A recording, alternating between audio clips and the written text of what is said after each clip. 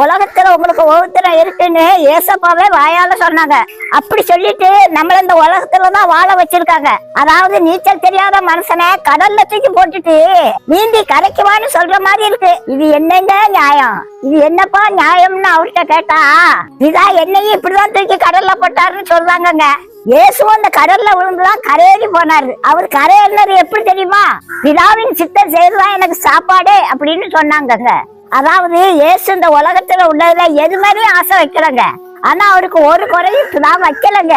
இதாங்க ரகசியம்.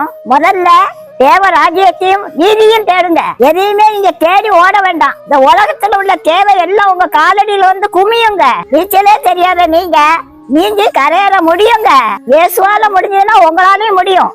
அவரு மீனுன்னா நீங்க மீன் குஞ்சிங்க. மீன் குஞ்சுக்கு நீங்கிறதுக்கு சொல்லியாங்க தரணும். ஏசப்பா ஆடுனா நீங்க ஆட்டு குட்டிங்க. நான் 8 அடி பாஞ்சா குட்டி 16 அடி பாயணுங்க. உங்களால ஒவ்வொருத்தரியத்தை ஜெயிச்சு வாழ முடியுங்க.